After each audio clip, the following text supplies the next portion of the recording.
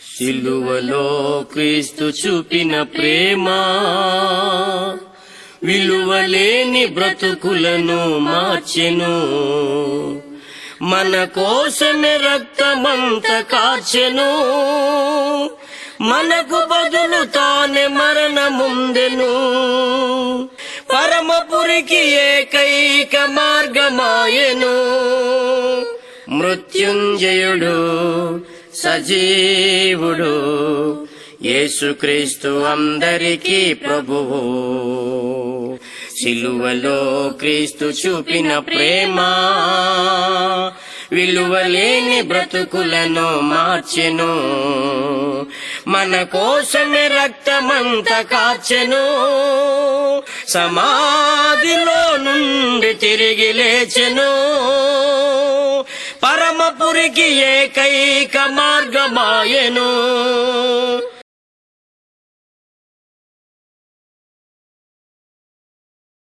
మీ అందరికీ నా హృదయపూర్వకమైన వందనాలండి. సత్య మార్గం ద్వారాగా దేవుని వాక్యం వింటున్న ప్రతి ఒక్క కుటుంబానికి నా హృదయపూర్వకమైన వందనాలు పేరు పేరున నేను తెలియపరుస్తూ ఉన్నానండి.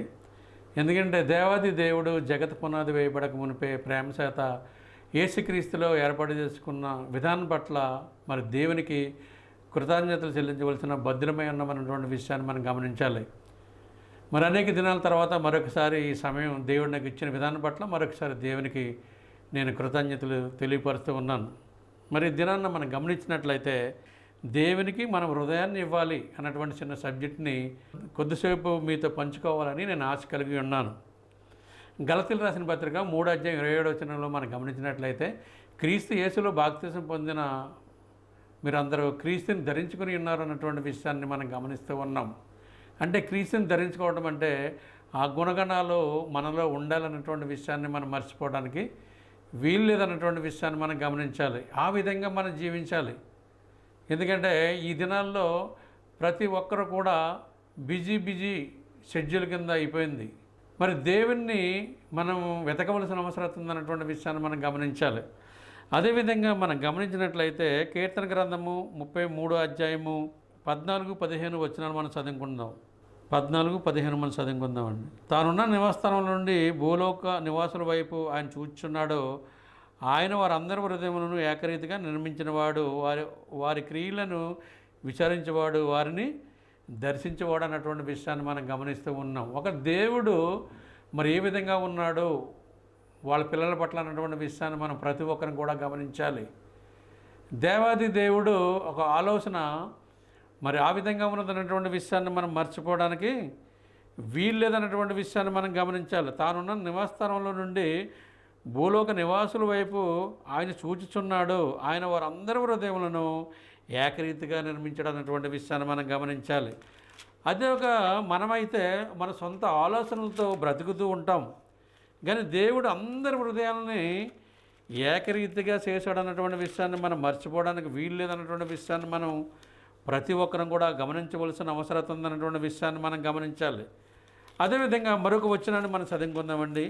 కీర్తన గ్రంథము 78:39 మనం చదువుకుందాం. కాగా వారు కేవలం శరీరులై ఉన్నారనియు విసిరి వెళ్ళి మరలా రాని గాలివలై ఉన్నారని ఆయన జ్ఞాపకం చేసుకును అన్నటువంటి విషయాన్ని మనం గమనిస్తూ ఉన్నాం.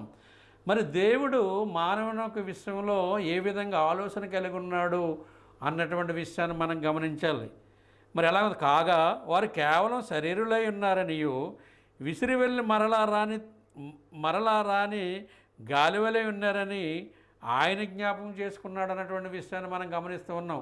గాలి ఎలా ఉంటుందండి? ఇలా వచ్చి అలా వెళ్ళిపోతుంది. ఒక మానవుని యొక్క జీవితము ఆ విధంగా ఉంటుంది అన్నటువంటి విషయాన్ని మనం గమనించాలి. మానవుని యొక్క జీవితం కూడా అదే విధంగా ఉంటుంది. అందుకని మనం దేవుని యందు భయభక్తులు కలిగి ఉండవలసిన అవసరం ఉందన్నటువంటి విషయాన్ని మనం మర్చిపోవడానికి వీల్లేదు. దేవుని యందు మనం భయభక్తులు కలిగి ఉండాలి. ఆయన అదే కోరుకుంటున్నాడు అన్నటువంటి విషయాన్ని మనం మర్చిపోవడానికి వీల్లేదండి. ఆ విధంగా మనం జీవించాలి. దేవునికి మన హృదయం ఇవ్వవలసిన అవసరం ఉంది. ఆయన ఎదురు చూస్తూ ఉన్నాడు అన్నటువంటి విషయాన్ని మనం ప్రతి ఒక్కరం కూడా గమనించాలి. ఆదికాండము 6వ అధ్యాయము 5-6 వచనాలు కూడా మనం చదువుకుందాం. నరులు చెడుతనము భూమి మీద గొప్పదని వారి హృదయం యొక్క తలంపుల్లో ఊహ అంతయు ఎల్లప్పుడూ కేవలం చెడ్డదనియు యెహోవా చూసి అన్నటువంటి విషయాన్ని మనం గమనిస్తూ ఉన్నాం. 6వ వచనంలో తాను భూమి మీద నరులను చేసినందుకు యెహోవా సంతాపం నుండి తన హృదయములను నొచ్చుకునెను అన్నటువంటి విషయాన్ని మనం గమనిస్తూ ఉన్నాం. భూమి మీద మానవ నిర్మాణం చేసిన తర్వాత చూసి ఆయన హృదయంలో నొచ్చుకున్నాడంటే మరి దేవుని పిల్లలు దేవుని చిత్తానుసారంగా జీవించవలసిన అవసరత ఈ భూమి మీద ఉంది కనుక ఆయన హృదయంలో నొచ్చుకున్నాడు. తయారు చేసిన తర్వాత ఎలా తయారు చేశాడు ఆయన? మరి ఆదికాండము 2వ అధ్యాయము 6-7 వచనాల్లో మనం గమనించినట్లయితే, అయితే ఆవిరి భూమిలో నుండి లేచి నేలంతని తడిపెను. దేవుడైన యెహోవా నేలమట్టితో నరు నిర్మించి వారి నాసికారంధ్రంలో జీవవాయువు ఊదగా నరుడి జీవాత్మ అయిను అన్నటువంటి విషయాన్ని మనం గమనించాలి. అంటే దేవుడు మనం చేసుకున్నప్పుడు మంచి ఆలోచన కలిగి ఉన్నాడు పిల్లల పట్ల. కానీ పిల్లలు వివిధమైన తంత్రాలు కల్పించుకున్నారంటండి. ఆ విధంగా ఉండడానికి వీల్లేదన్నటువంటి విషయాన్ని మనం ప్రతి ఒక్కరం కూడా గమనించాలి. ఈ విధమైన తంత్రాలు కల్పించుకుంటే దేవాది దేవునికి మరి కోపం వచ్చినట్లుగా మనం గమనిస్తూ ఉన్నాం. ఆ విధంగా ఉండడానికి వీల్లేదు. నరులు చెడుతనం భూమి మీద గొప్పదని వారి హృదయము లెక్క తలంపుల్లోనికి ఊహ అంతయు ఎల్లప్పుడూ కేవలం చెడ్డదనియు యెహోవా చూసి తాను భూమి మీద నరులను చేసినందుకు యెహోవా సంతాపం నుండి తన హృదయంలో నొచ్చుకొనును అన్నటువంటి విషయాన్ని మనం గమనిస్తూ ఉన్నాం. మన పిల్లలు ఏదైనా తప్పు చేసినప్పుడు మనము తల్లిదండ్రులు మనం ఎంతో బాధపడుతూ ఉంటాం. వాళ్ళు సరిదిద్దాలనే ఆలోచన కలిగి ఉంటుంటాం. ఎన్ని పొరపాట్లు చేసినప్పుడు కూడా సరిదిద్దుకుంటూ ఉంటాం. కానీ దేవుడు కూడా అంతే అన్నటువంటి విషయాన్ని మనం మర్చిపోవడానికి వీల్లేదండి. మన పట్ల ఆసక్తి కలిగి ఉన్నాడు ఆయన అన్నటువంటి విషయాన్ని మనం మర్చిపోకూడదండి. దేవుడు ఉన్నాడంటే మనం భయభక్తులు కలిగి మనం జీవించవలసిన అవసరత ఉందన్నటువంటి విషయాన్ని మనం గమనించాలి. ఆయన యందు భయభక్తులు కలిగి మనం జీవించాలండి. ఆ విధంగా జీవించవలసిన అవసరం ఉంది. కీర్తన గ్రంథము 14వ అధ్యాయము 5వ వచనంలో మనం గమనించినట్లయితే మరి కీర్తనాకారుడు రాసినటువంటి లేఖనాన్ని మనం పరిశోధించినట్లయితే మరి ఏ విధంగా ఉందో మనం ప్రతి ఒక్కరం కూడా గమనించాలి. వాళ్ళ పిల్లల పట్ల ఎంత ఆసక్తి కలిగి ఉన్నాడో ఆయన ఇక్కడ వచనం ద్వారాగా మాట్లాడుతున్నాడు అన్నటువంటి విషయాన్ని మనం మర్చిపోవడానికి వీల్లేదు. ఎందుకనగా దేవుడు నీతిమంతుల సంతాన పక్షాన్ని ఉన్నాడు అన్నటువంటి విషయాన్ని మనం గమనిస్తూ ఉన్నాం. ఎందుకనగా దేవుడు నీతిమంతుల సంతాన పక్షాన్ని ఉన్నాడు. ఎంత గొప్ప అదృష్టమండి. మరి దేవుడు నీతిమంతుల సంతాన పక్షాన్ని ఉన్నాడంటే మామూలు విషయం కాదన్నటువంటి విషయాన్ని మనం గమనించాలి. అంటే మనం నీతిమంతులు కలిగి ఉన్నట్లయితే మన పిల్లలు కూడా నీతిమంతుల కింద ఉంటారన్నటువంటి విషయాన్ని మనం మర్చిపోవడానికి వీల్లేదు. జగత్ పునాది వేయబడక మునిపే ప్రేమ చేత యేసుక్రీస్తులో మరి దేవాది దేవుడు ఏర్పాటు చేసుకున్నటువంటి విషయాన్ని మనం మర్చిపోవడానికి వీల్లేదు. ఆయన యందు భయభక్తులు కలిగి మనం జీవించవలసిన అవసరం ఉందన్నటువంటి విషయాన్ని మనం గమనించాలి. సామెతల గ్రంథము 4వ అధ్యాయము 23వ వచనాన్ని మనం చదువుకుందామండి. నీ హృదయంలో నుండి జీవధారలు బయలుదేరును కాబట్టి అన్నిటికంటే ముఖ్యంగా నీ హృదయమును భద్రంగా కాపాడుకొనిమన్నటువంటి విషయాన్ని మనం గమనిస్తున్నామండి. అంటే హృదయం నుండి జీవధారలు మరి బయలుదేరుతాయన్నటువంటి విషయాన్ని మనం గమనిస్తూ ఉన్నాం. అందుకని హృదయాన్ని ఎలా కాపాడుకోవాలంటే భద్రంగా కాపాడుకోవాలి మనం అన్నటువంటి విషయాన్ని మనం మర్చిపోవడానికి వీల్లేదు. దేవుడు అంటే అందరికీ ఇష్టమే. నాకు దేవుడు అంటే ఇష్టమండి, నేను చాలా ప్రేమిస్తున్నానండి దేవుడిని అంటూ ఉంటారు. కానీ మంచిదే. కానీ ఆయన ఎందుకు భయభక్తులు గలవారి కోరిక ఆయన నెరవేరుస్తాడు అని సెలవిస్తూ ఉన్నాడు. మరి ఆ భయభక్తులు అంటే కఠినంగా ఉంటాయి. ఆ విషయాన్ని మనం ప్రతి ఒక్కరం కూడా గమనించాలి. మనం జీవించే విధానం ఏ విధంగా ఉంటుంది, ఏ విధంగా మనం జీవిస్తున్నాము అన్నటువంటి విషయాన్ని మనం మర్చిపోవడానికి వీల్లేదండి. ఆ విధంగా జీవించవలసిన బద్ధులమై ఉన్నాము అన్నటువంటి విషయాన్ని మనం మర్చిపోవడానికి వీల్లేదు. మరొక వచనాన్ని మనం చదువుకుందామండి. హెబ్రీయులకు రాసిన పత్రిక 3వ అధ్యాయము 12వ వచనాన్ని మనం చదువుకుందామండి. సహోదరులారా, జీవంగల దేవుని ఇడిచిపోనట్టి విశ్వాసం లేని దుష్ట హృదయం మీలో ఎవరికైనాను ఒకవేళ ఉండినేమో అని జాగ్రత్తగా చూసుకొనుడి అన్నటువంటి విషయాన్ని మనం గమనిస్తూ ఉన్నాం. మన మట్టుకు మనం ఏమనుకుంటాం, బాగానే ఉన్నాం, దేవుడంటే నాకు చాలా ఇష్టమండి, ప్రతి పునరుద్ధాన దినాన్న ఆయన ఆత్మతోనూ సత్యంతో నేను ఆరాధిస్తున్నాను అని అనుకుంటూ ఉంటాం.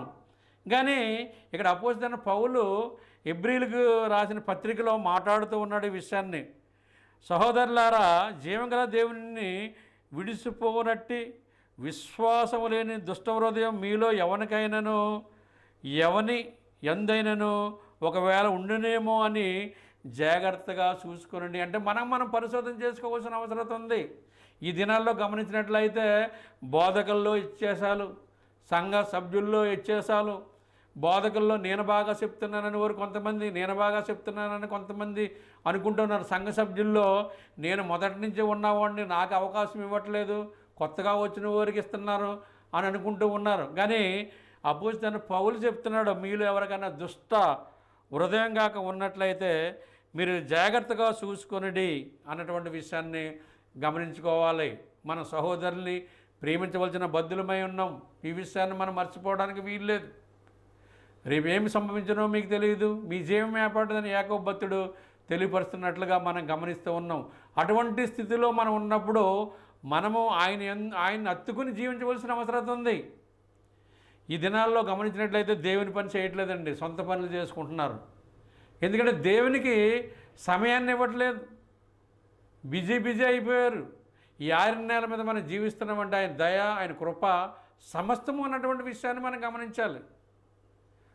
మన తల్లి గర్భంలో ఉండగానే, పిండవనై ఉండగానే మనల్ని చూసుకున్న దేవాది దేవుడు ఆయన. మనల్ని నిర్మించాడు, నిర్మాణం చేశాడు. మన విషయాలన్నీ సమస్తము ఆయనకు తెలుసు. ఆయనకు మరుగైనది ఏదీ లేదు అన్నటువంటి విషయాన్ని మనం గమనించాలి. అందుకని దేవుని దగ్గర నుంచి మనం తప్పించుకోలేము అన్నటువంటి విషయాన్ని మనం గమనించాలి. మరి మనం దేవునికి హృదయాన్ని ఇస్తున్నామా? మరి నీ హృదయం పరిశుద్ధంగా ఉన్నదా లేదా అన్నటువంటి విషయాన్ని మనం గమనించాలి. మరి హృదయశుద్ధి గల వారి ధన్యులు, వారు దేవుని చూసేదరు అని మరి మత్తయి సువార్తలో మనం గమనిస్తూ ఉన్నాం. మనం హృదయాన్ని శుద్ధిగా ఉండవలసిన అవసరం ఉంది. అప్పుడు దేవుడు నివాసం చేస్తాడు అన్నటువంటి విషయాన్ని మనం మర్చిపోవడానికి వీల్లేదు. ఆ విధంగా ఉండాలి. మన హృదయం శుద్ధిగా ఉండవలసిన అవసరం ఉంది. దేవాది దేవుడు కూడా మనకు తెలియపరుస్తున్నాడు అన్నటువంటి విషయాన్ని మనం మర్చిపోవడానికి వీల్లేదు. అదేవిధంగా మనం గమనించినట్లయితే సామెతల గ్రంథము 15వ అధ్యాయము 11వ వచనాన్ని కూడా మనం చదువుకుందామండి. పాతాళ అగాధ కూపము యెహోవాకు కనబడుచున్నవి, నరుల హృదయము మరి తేటగా ఆయనకు కనబడను కదా అన్నటువంటి విషయాన్ని మనం గమనిస్తూ ఉన్నాం. 4 గోళ్ల మధ్యన మనము ఎవరు చూడలేదని అనుకుంటూ ఉన్నాం. కానీ దేవుడు మరి మనతో మరి ఆయన మాట్లాడుతున్నాడు. నరుల హృదయము మరి తేటగా కనబడను కదా అన్నటువంటి విషయాన్ని మనం గమనిస్తూ ఉన్నాం. పాతాళమును అగాధ కూపము యెహోవాకు కనబడుచున్నవి.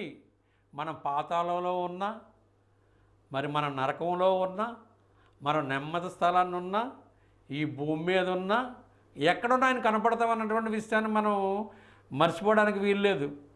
కానీ ఈ దినాల్లో గమనించినట్లయితే పాతాళము అనగానే నరకం అనుకుంటున్నారు. పాతాళములో 2 భాగాలు కనపడుతున్నాయి. ఒకటి నరకము, రెండోది నెమ్మది స్థలము, విశ్రాంతి స్థలము, అగ్నిగుండం. ఈ విషయాన్ని మనం గమనించాలి. అందుకని దేవాది దేవునికి మరుగైనది ఏదీ లేదు. సమస్తము తేటగా కనబడుతున్నది అన్నటువంటి విషయాన్ని మనం మర్చిపోవడానికి వీల్లేదు.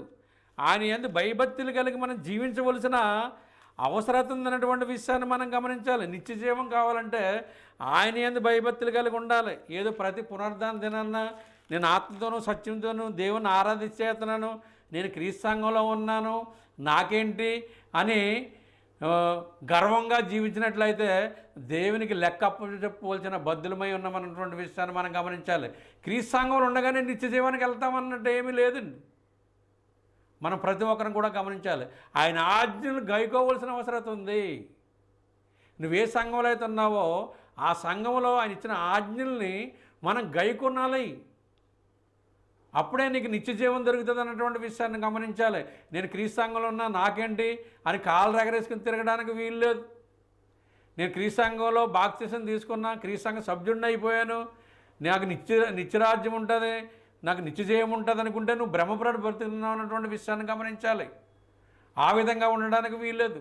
ప్రభువైన క్రీస్తు వారు తన స్వరక్తం ఇచ్చి సంపాదించిన సంఘంలో ఉన్నప్పుడు కూడా ఆయన చిత్తానుసారంగా జీవించాలి.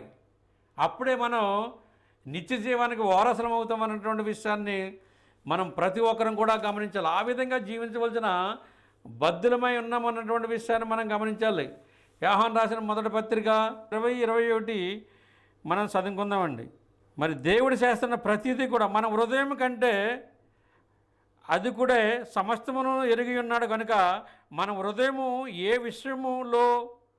విషయంలో మన యందు దోషారోపణ చేయనో ఆ విషయంలో ఆయన ఎదుట మన హృదయములను సమ్మతి పరుచుకుందము. 21 ప్రియులారా, మన హృదయము మన యందు దోషారోపణ చేయని ఎడల దేవుని ఎదుట ధైర్యం గలవారై మగుదుము అన్నటువంటి విషయాన్ని మనం గమనిస్తూ ఉన్నాం. ఆ విధంగా ఉండవలసిన అవసరం ఉంది. అందుకే దేవునికి మనం హృదయము ఇవ్వాలి. మనం హృదయం ఇవ్వాలంటే పరిశుద్ధంగా ఉండాలి. అందుకని మరి ఆయనకి హృదయం ఇచ్చినట్లయితే హృదయంలో నివాసం చేస్తాడన్నటువంటి విషయాన్ని మనం మర్చిపోవడానికి వీల్లేదన్నటువంటి విషయాన్ని మనం గమనించాలి. యాకోబు రాసిన పత్రిక 4:8 మనం చదువుకుందామండి. దేవుని యొద్దకు రండి, అప్పుడు ఆయన మీ యొద్దకు వచ్చును అన్నటువంటి విషయాన్ని మనం గమనిస్తూ ఉన్నాం. దేవుని యొద్దకు మనం వెళ్ళినట్లయితే అప్పుడు ఆయన మన దగ్గరికి వస్తారంటండి. మరి మనం దేవుని దగ్గరికి వెళ్ళాలంటే మన అర్హత అవసరం. ఆ అర్హత మనకు అవసరమండి. ఈ దినాల్లో భౌతికంగా మనం ఆలోచించినట్లయితే ఒక సీఎం గారి దగ్గరికి వెళ్ళాలంటే అర్హత ఉండాలి, భౌతికమైన అర్హత. ఒక ఎమ్మెల్యే దగ్గరికి వెళ్ళాలంటే అర్హత ఉండాలి, ఒక ఎంపీ దగ్గరికి వెళ్ళాలంటే భౌతికమైన అర్హత ఉండాలి. కానీ దైవ సంబంధమైన అర్హత ఉన్నట్లయితే మరి మనం ఆయన దగ్గరికి వెళ్ళడానికి ఆస్కారం ఉంటుంది అన్నటువంటి విషయాన్ని మనం గమనించాలి. దేవుని యొద్దకు రండి, అప్పుడు ఆయన మీ యొద్దకు వచ్చును అన్నటువంటి విషయాన్ని మనం గమనిస్తూ ఉన్నాం. ఆయన దగ్గరికి వెళ్తే ఆయన మన దగ్గరికి వస్తారంటే ఆయన దగ్గరికి వెళ్ళాలంటే మన అర్హత అవసరం. మరి మన ఇష్టానుసారంగా వెళ్ళడానికి వీల్లేదు. దేవుడు అందుకే మనల్ని ఎన్నుకున్నాడు అన్నటువంటి విషయాన్ని మనం మర్చిపోవడానికి వీల్లేదండి. దేవుడు మరి మనల్ని ఎన్నుకున్నాడు, ఈ విషయాన్ని మనం మర్చిపోవడానికి వీల్లేదు. హెబ్రీయులకు రాసిన పత్రిక 10:22 మనం చదువుకుందామండి. మనస్సాక్షి కల్ముషము తోసకుండినట్లు ప్రోక్షింపబడిన హృదయములు గలవారిను నిర్మలమైన ఉతకముతో స్నానం చేసిన శరీరములు గలవారినై ఉండి విశ్వములో సంపూర్ణ నిశ్చయిత కలిగి యథార్థమైన హృదయంతో మనం దేవుని సన్నిధానమునకు చేరేదము అన్నటువంటి విషయాన్ని మనం గమనిస్తున్నాం. యథార్థమైన హృదయం అంటండి అక్కడ. ఈ విషయాన్ని మనం గమనించాలి. మరి మన హృదయం యథార్థంగా ఉంటుందా? దానికి ఏ విధంగా ఉంటుంది? మనం జీవించే విధానం ఏ విధంగా ఉంటుంది? మన ఉదయకాల సమయం నుంచి సాయంకాల సమయం వరకు ఏ విధంగా జీవిస్తున్నాం? ఆయనలో కనీసం ఒక 1 అవర్ అన్నా గడుపుతున్నామా? మనం ప్రశ్న వేసుకోవాల్సిన అవసరం ఉంది. మరి దేవునికి మనం హృదయం ఇవ్వాలంటే మనకు అర్హత అవసరం అన్నటువంటి విషయాన్ని మనం గమనించాలి. అంతేగాని నేను క్రీస్తు సంఘంలో బాప్తిసం పొందాను, నాకేంటి, ప్రతి పునరుద్ధాన దినాన్ని ఆయన ఆత్మతో సత్యంతో ఆరాధించేస్తున్నాను, నేను బైబిల్ చదువుతున్నాను అలాగనుకోవడానికి వీల్లేదు. ఆయన చట్టం కింద ఉన్నప్పుడు ఆయన చెప్పిన పని మనం చేస్తున్నామా లేదన్నటువంటి విషయాన్ని కూడా మనం గమనించాలి. ఆ విధంగా జీవించవలసిన బద్ధులమై ఉన్నామన్నటువంటి విషయాన్ని మనం మర్చిపోవడానికి వీల్లేదు. ఆ విధంగా జీవించాలని మరి మనం జీవించే విధానం ఏ విధంగా ఉంటుంది అన్నటువంటి విషయాన్ని మనం మర్చిపోవడానికి వీల్లేదు. ఆ విధంగా జీవిస్తున్నామా లేదా, మనం ఏ విధంగా జీవిస్తున్నాం అని ప్రతి ఒక్కరు కూడా గమనించాలండి ఈ విషయాన్ని. మరొక వచనాన్ని మనం చదువుకుందామండి. ఇర్మియా గ్రంథం 23:23-24 మనం చదువుకుందామండి. నేను సమీపం నుండి దేవుడిని మాత్రమేనా, దూరం నుండి దేవుడిని కానా? యెహోవా సెలవిచ్చిన మాట ఏదనగా, నాకు కనపడకుండా రహస్యస్థలములలో దాగగలవాడు ఎవడైనా కలడా? నేను భూమాకాశం అంతటను ఉన్నవాడును కానా? ఇదే యెహోవా వాక్కు అన్నటువంటి విషయాన్ని మనం గమనిస్తూ ఉన్నాం. అంటే నేను సమీపం నుండి దేవుని మాత్రమేనా, దూరం నుండి దేవుని కానా? యెహోవా సెలవిచ్చిన మాట ఏమనగా, నాకు కనబడకుండా రహస్యస్థలంలో దాగగలవాడు ఎవడన్నా కలడా అంటే ఎక్కడ ఉన్నప్పుడు కూడా దేవుని కనపడతామన్నటువంటి విషయాన్ని మనం మర్చిపోవడానికి వీల్లేదండి. మనం అనుకుంటూ ఉండొచ్చు, ఈ 4 గోళ్ల మధ్యన మనం జీవిస్తున్నామంటే దేవుని కనపడమనుకుంటాం మనం. అందుకే ఇర్మియా గ్రంథకర్త ద్వారా రాయించాడు అన్నటువంటి విషయాన్ని మనం గమనించాలి. ఆయన దగ్గరకు ఉండేవాడు, దూరంగా ఉండేవాడు. నువ్వు ఎక్కడ ఉన్నప్పుడు కూడా కనపడతావు ఆయనకి. ఈ విషయాన్ని అక్కడ తెలియపరుస్తున్నట్లుగా మనం గమనిస్తూ ఉన్నాం. అదే ఇర్మియా గ్రంథము 17వ అధ్యాయము 9-10 వచనాలు.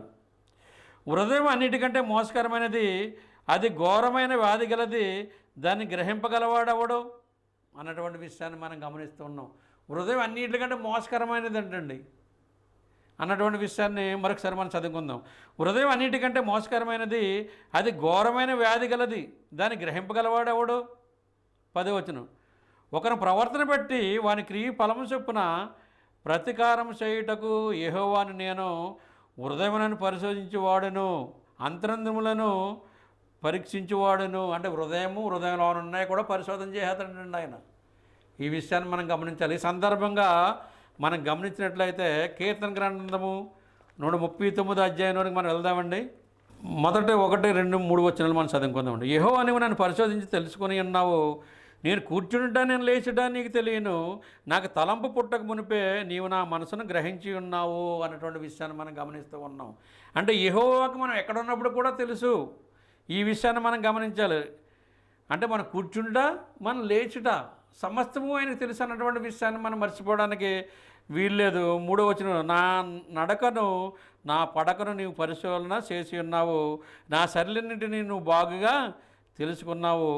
యెహోవా మాట నా నాలుక రాకమునిపే అది నీకు పూర్తిగా తెలిసి ఉన్నది అన్నటువంటి విషయాన్ని మనం గమనించాలి. మనమేమనుకుంటామండి, ఎవరైనా ఇంటనే తెలుస్తుందేమో అని భౌతికంగా మన ఆలోచన మంది. కానీ దేవునికి నోటి మాట బయటకు రాకమునిపే పూర్తిగా తెలిసి ఉన్నాడు. కొంచెం కొంచెం అంటలేదు ఆయన, పూర్తిగా తెలిసి ఉన్నది అంటున్నాడు ఆయన. అప్పుడు మన మాట ఎలా ఉండాలి, కొద్దిగా ఉండాలన్నటువంటి విషయాన్ని మనం గమనించాలి. ఈ మాట కొద్దిగా ఉండాలంటే మరొక వచనం మనకి గుర్తుకొస్తుందండి. ఈ సందర్భంగా మనం గమనించాలి. ఎందుకంటే మన మాట ఎలా ఉండాలంటే కొద్దిగా. ప్రసంగి గ్రంథం 5వ అధ్యాయము 1వ వచనాన్ని మనం చదువుకుందాం. ఇది దేవుని మందిరం సందర్భమైనప్పుడు కూడా మన మాట ఎలా ఉండాలో ఇక్కడ ప్రసంగి గ్రంథకర్త తెలియపరుస్తున్నాడు అన్నటువంటి విషయాన్ని మనం గమనించాలి. ప్రసంగి గ్రంథము 5వ అధ్యాయం 1వ వచనం.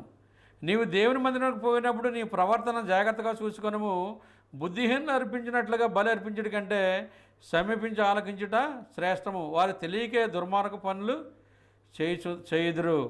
2వ వచనం.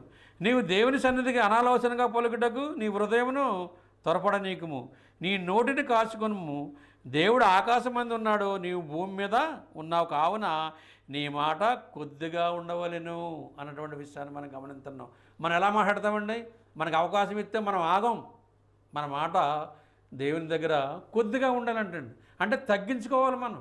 అందుకే దేవుడు ఏమంటున్నాడంటే, చూసిన సహోదరుని ప్రేమించిన వాడిని చూడనే దేవుడిని ఎలా ప్రేమించగలడు. యోహాను పత్రికలో ఈ మాట రాయబడి ఉన్నది. ఆ స్వభావం కలిగి క్రైస్తవులంటే మనం జీవించవలసిన అవసరం ఉంది. చూసిన సహోదరుని ప్రేమించలేనప్పుడు చూడని దేవుడిని ఎలా ప్రేమించగలడు అన్నటువంటి విషయాన్ని మనం గమనించాలి. అంటే సహోదర భావం కలిగి ఉండాలి అని మరి దేవుడు తెలియపరుస్తున్నాడు అన్నటువంటి విషయాన్ని మనం గమనించాలి. నీవు దేవుని సన్నిధికి అనాలోచన పలుకుటకు నీ హృదయం త్వరపడ నీకు, నీ నోటిని కాచుకొమ్ము, దేవుడు ఆకాశం మీద ఉన్నాడు, నువ్వు భూమి మీద ఉన్నావు, కావుని నీ మాటలు కొద్దిగా ఉండవలెను అన్నటువంటి విషయాన్ని మనం గమనించాలి. కొంచెం ధనము, కొంచెం ఆస్తి, ఐశ్వర్యం ఉన్నప్పుడు మానవుణ్ణి పట్టుకోలేం, కానీ ఇచ్చి చూతాడు దేవుడు అన్నటువంటి విషయాన్ని మనం మర్చిపోవడానికి వీల్లేదు. ఆ విధంగా మనం జీవించవలసిన అవసరత ఉందన్నటువంటి విషయాన్ని మనం గమనించాలి. ఆదికాండము 2వ అధ్యాయము 6-7 వచనాల్లో మనం గమనించినట్లయితే, దేవుడైన యెహోవా నేలమట్టితో నరుని నిర్మించి వాని నాసికారంధ్రంలో జీవవాయువు ఊదగా నరుడు జీవాత్మాయను, జీవించే ఆత్మాయను అన్నటువంటి విషయాన్ని మనం మర్చిపోవడానికి వీల్లేదండి. మనం ఎటువంటి వారమో కీర్తన గ్రంథంలో కూడా ఆయన తెలియపరుస్తున్నాడు. ఆ మాటను కూడా మనం గమనిద్దాం. మనం ఏమనుకుంటామంటే మనం మర్చిపోతుంటుంటాం. ఎందుకంటే మనకున్న ధనం కొలదికి, మనకున్న ఆస్తి కొలది దేవుని మర్చిపోతూ ఉంటాం. కానీ దేవుడు ఈ విషయాన్ని గుర్తు చేస్తున్నాడు అన్నటువంటి విషయాన్ని మనం గమనించాలి. ఎలా గుర్తు చేస్తున్నాడో మనం ప్రతి ఒక్కరం కూడా గమనించాలి. 103వ కీర్తన 14, 15, 16. మనం నిర్మింపబడిన రీతి ఆయన తెలిసే ఉన్నది, మనము మంటివారమని ఆయన జ్ఞాపకం చేసుకొని ఉన్నాడు. మనమేమనుకుంటున్నాం, నాకంత ధైర్యవంతులు లేరు, నా అంత ధనవంతులు లేరు, నా అంత ఐశ్వర్యవంతులు లేరు అని మనం అనుకుంటూ ఉన్నాం. ఆయన ఏమనుకుంటున్నాడు, మట్టితో పోలుస్తున్నాడు. అందుకే ఆదికాండంలో ఆయన మాట్లాడాడు. 2:6-7 ఇంతకుముందు మనం చదువుకున్నాం. నేల మట్టితో నిర్మించే నాసికారంధంలో జీవవాయువుదగా నరుడు జీవాత్మాయను అన్నటువంటి విషయాన్ని మనం మర్చిపోవడానికి వీల్లేదు. తగ్గించుకొని ఉండాలి, తగ్గించుకొని స్వభావం కలిగి ఉండాలి. మనం ఏ దినాన్ని ఏం జరుగుతుందో మనకు తెలియదు. సమస్తాన్ని ఇచ్చి గొప్ప దేవుడు మనకు ఉన్నాడు. మన మాట కొద్దిగా ఉండాలంటండి. అప్పుడే మనం హృదయాన ఆలోచనలో ఎరిగినటువంటి దేవుడు ఆలోచన కలిగి ఉంటాడు అన్నటువంటి విషయాన్ని మనం గమనించాలి. 15వ వచనంలో మనం గమనించినట్లయితే, నరుని ఆయు గడ్డివేల ఉన్నది, అడుగు పువ్వు పూయినట్లు వాడు పూయిను, దాని మీద గాలి వీసగాది లేకపోయిను అన్నటువంటి విషయాన్ని మనం గమనిస్తున్నాం. అడుగు పువ్వు విషయంలో మాట్లాడట్లేదు ఆయన, మన విషయంలో మాట్లాడుతున్నాడు ఆయన. మన జీవితం కూడా అంతే. అడుగు పువ్వు లాంటిది, గడ్డి పువ్వు లాంటిది. గడ్డి పువ్వులు పొద్దున్నే ఉదయాన్నే వచ్చి సాయంత్రానికి వాడిపోతూ ఉంటాయి. మానవుని యొక్క జీవితం అటువంటిదని మరి గ్రంథకర్త తెలియపరుస్తున్నట్లుగా మనం గమనిస్తూ ఉన్నాం. ఆ విధంగా మనం ఉండడానికి వీల్లేదు. దేవునికి మనం హృదయము ఇవ్వాలంటే మన హృదయం ఎలా ఉండాలి, పరిశుద్ధంగా ఉండాలి. ప్రకటన గ్రంథంలో మరి ఆయన మాట్లాడుతున్నాడు. ఈ సందర్భాన్ని కూడా మనం గమనిద్దామండి. ప్రకటన గ్రంథము 3వ అధ్యాయము 27వ వచనంలో మనం గమనించినట్లయితే, మరి అంతకంటే ముందు 20వ వచనాన్ని మనం చదువుకుందామండి. ఇదిగో నేను తలుపు నద్ద నిలబడి తట్టుచున్నాను, ఎవడైనా నా స్వరం విని తలుపు తీసిన ఎడల నేను అతని యొద్దకు వచ్చి అతనితో నేను నాతో కూడా అతను భోజనం చేయుదుము. 21 నేను జయించిన నా తండ్రితో కూడా ఆయన సింహాసనం మందు కూర్చుండి ఉన్న ప్రకారము జయించి వానిని నాతో కూడా నా సింహాసనం మందు కూర్చుండనిద్దను అన్నటువంటి విషయాన్ని మనం గమనిస్తున్నాం. ప్రభుని క్రీస్తు వారు ఆయన సింహాసనం మీద మనం కూర్చోబెడతాడంటండి. కానీ హృదయం ఎలా ఉండాలి, మంది పరిశుద్ధంగా ఉండాలి. ఇష్టానుసారంగా మాట్లాడి ఆదివారం దినాన్న ఆరాధించేది ఆరాధన అంగీకరించడం ఆయన. ఈ విషయాన్ని మనం గమనించాలి. ఈ దినాల్లో గమనించినట్లయితే క్రీస్తు యేసులోనికి బాప్తిసం పొందమని అడుగుతుంటే వెనకంచన వేస్తూ ఉన్నారు. ఎందుకంటే ఈ లోక సంబంధమైనటువంటి మలినం అంటుకుంది కనుక వారు ఆ విధంగా జీవిస్తూ ఉన్నారు. కానీ దేవుడు మనల్ని ఎందుకు సృష్టించాడు, మరి దేవుని ఎందుకు భయభక్తులు కలిగి ఉంటున్నామా లేదా, సమస్తము దేవుడు ఇస్తున్నాడు అని తెలిసి కూడా భ్రమపడి బ్రతికివారు ఎంతోమంది ఉన్నారు. ఆ విధంగా ఉండకూడదని దేవుని వాక్యం సెలవిస్తుందన్నటువంటి విషయాన్ని మనం ప్రతి ఒక్కరం కూడా గమనించాలి. ఆ విధంగా మనం జీవించడానికి వీల్లేదు. మనం జీవించి విధానాన్ని మనం మార్చుకోవాలి. క్రైస్తవులు అన్నటువంటి వారు అవునంటే అవును, కాదంటే కాదన్నట్టుగా ఉండాలి. అలా మాట్లాడితేనే బయటికి వెళ్ళి అబద్ధాలు చెప్తూ ఉంటారు. ఉపయోగం ఏంటండి? అబద్ధాలు చెప్తే మరి మోసం చేసినట్లు కాదా అన్నటువంటి విషయాన్ని మనం గమనించాలి. యోబు గ్రంథము 37వ అధ్యాయము 10వ వచనాన్ని మనం చదువుకుందాం. దేవుని ఊపిరి వలన మంచు పుట్టును, జలములపై పైభాగమంతయు గట్టిపడును అన్నటువంటి విషయాన్ని మనం గమనిస్తూ ఉన్నాం. దేవుని ఊపిరి వలన మంచు పుట్టును అన్నటువంటి విషయాన్ని మనం గమనిస్తూ ఉన్నాం.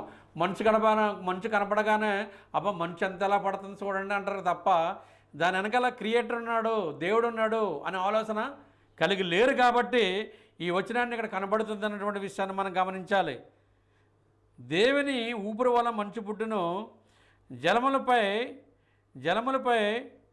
జలముల పైభాగమంతా గట్టి పడును అన్నటువంటి విషయాన్ని మనం గమనిస్తూ ఉన్నాం. దేవుని యొక్క ఆలోచన ఆ విధంగా ఉన్నదన్నటువంటి విషయాన్ని మనం ప్రతి ఒక్కరం కూడా గమనించాలి. ఆయన చిత్తానుసారంగా జీవించవలసిన అవసరం ఉందన్నటువంటి విషయాన్ని మనం మర్చిపోవడానికి వీల్లేదు. దేవునికి మనము హృదయము ఇవ్వాలన్నటువంటి విషయాన్ని మరి మనం మర్చిపోవడానికి వీల్లేదు. ఆ హృదయం పరిశుద్ధంగా ఉండాలి. ఈ విషయాన్ని కూడా మనం గమనించాలి. అందుకే మరి ఆయన మాట్లాడుతున్నాడు అన్నటువంటి విషయాన్ని మనం గమనించాలి. హృదయశుద్ధి గలవారు ధన్యులు, వారు దేవుని సూచెదరు అన్నటువంటి విషయాన్ని మనం గమనించాం. అదేవిధంగా అపోస్తుల కార్యములు 17వ అధ్యాయము 25వ వచనాన్ని చూసుకుని మనం ముగించుకుందామండి. ఆయన అందరికీ జీవమును ఊపిరిని సమస్తము జయసేవాడు కనుక తనకు ఏదైనా కొదువుకున్నట్లు మనుషుల చేతుల్లో సేవింపడేవాడు కాడు అన్నటువంటి విషయాన్ని మనం గమనిస్తూ ఉన్నాం. అందుకని మనం ప్రతి ఒక్కరం కూడా ఆయన హత్తుకుని జీవించవలసిన అవసరం ఉంది. అందుకని ఆయన అంటున్నాడు, ఆయన అందరికీ జీవమును ఊపిరిని సమస్తం దయచేవాడు కనుక తనకు ఏదైనా కొదువుగా ఉన్నట్టు మనుషుల చేతులతో సేవింపబడేవాడు కాడు అన్నటువంటి విషయాన్ని మనం గమనించాలి. మరి ఆదివారం దినాన్ని కానుకలు ఇచ్చేది, నేను దేవునికి ఎంత ఇచ్చేసాను, నేను అంత ఇచ్చేసాను, నేను దేవునికి బాగానే కానుకలు వేస్తున్నాను అని అనుకుంటూ ఉంటారు. ఆ విధంగా ఉండడానికి వీల్లేదు. నువ్వు ఇస్తున్నావేమో తీర్పు దినాన్ని లెక్క ఉంటుంది ప్రతిదానికి, అప్పుడు లెక్క బట్టి మనకు తీరిపోతుంది అన్నటువంటి విషయాన్ని మనం గమనించాలి. అదేవిధంగా దేవునికి మన హృదయము ఇవ్వాలి అన్నటువంటి విషయాన్ని మనం మర్చిపోవడానికి వీల్లేదు. అందుకని దేవాది దేవుడు జగత్ పునాది వేయబడక మునిపే ప్రేమ చేత యేసుక్రీస్తులో ఎన్నుకున్న విధానం పట్ల దేవునికి కృతజ్ఞతలు తెలియపరచవలసిన బద్దులమై ఉన్నామన్నటువంటి విషయాన్ని మనం గమనించాలి. శ్రద్ధగా అయినందుకు మీ అందరూ కూడా నా హృదయపూర్వకమైన వందనాలు నేను తెలియపరుస్తున్నాను. ప్రార్థన చేసుకుందాం. ప్రియా పరలోకనాథ తండ్రి, మీరు గొప్ప దేవుడు, నీతిమంతుడు, యథార్థమంతుడు. ఆయన మీకు అసాధ్యమైనది ఏదీ లేదు, సమస్తం మీకు సాధ్యం కనుక మీ చిత్తాంతరంగా నడిపిస్తున్న విధానం పట్ల మీ కృతజ్ఞతలు చెల్లిస్తున్నాం. దేవునికి హృదయం ఇవ్వాలన్నటువంటి విషయాన్ని మనం గమనిస్తూ ఉన్నాం. మరి హృదయం ఇచ్చినప్పుడు ఆ హృదయం పరిశుద్ధంగా ఉండాలని అనేక లేఖనాల ద్వారా మీరు తెలియపరిచిన విధానం పట్ల మీ కృతజ్ఞతలు చెల్లిస్తున్నాం. ఈ వాక్యం వింటున్న ప్రతి ఒక్క బిడ్డని దీవించండి, ఆశీర్వదించండి. మరి వాళ్ళలో అనేకమైనటువంటి మీ ఆత్మీయ మర్మాలను నింపమని ప్రార్థన చేస్తున్నాం. అదేవిధంగా తండ్రి, ఎక్కడ ఇద్దరు ముగ్గురు కూడి నీ యొక్క నామను ప్రార్థించిన వారి మధ్యన ఉన్న గొప్ప దేవ మీ కృతజ్ఞతలు చెల్లిస్తున్నాం. మరి ఎంతో దూరం నుంచి వచ్చి మరి వాక్యం బోధించడానికి మీ ఇచ్చిన ఆతిథ్యం పట్ల మీ కృతజ్ఞతలు చెల్లిస్తున్నాం. ఇందులో మరి భాగంగా సహోదరులు జాన్ గారు, అదేవిధంగా సహోదరులు రమణ గారు, వారి ఇరువురి కుటుంబాలని మీరు జ్ఞాపం చేసుకోండి. అదేవిధంగా ఈ వాక్యం వింటున్న ప్రతి ఒక్క కుటుంబాన్ని పేరు పేరుని మీరు జ్ఞాపం చేసుకోమని ప్రార్థన చేస్తున్నాం. తండ్రి, మీరు ఇచ్చిన ఆతిథ్యం పట్ల మరొకసారి మీ కృతజ్ఞతలు తెలియపరుస్తూ మాకు మేము తగ్గించుకుని మీరు ఇచ్చేటట్టు మీరు సహాయం చేయమని ఈ చిన్న ప్రార్థన మీ పాదశాన్ని చేర్చుకుంటారని క్రీస్తు నామమున అడిగి ప్రార్థన చేస్తున్నాం తండ్రి. ఆమేన్. మీ అందరికీ నా హృదయపూర్వకమైన వందనాలు.